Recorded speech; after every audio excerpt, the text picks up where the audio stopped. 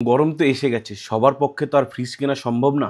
কিন্তু আপনার বাড়িতে যে মাটির কলসিটা আছে সেটা দিয়ে আপনি ফ্রিজের চেয়েও বেশি ঠান্ডা জল আপনি খেতে পারবেন।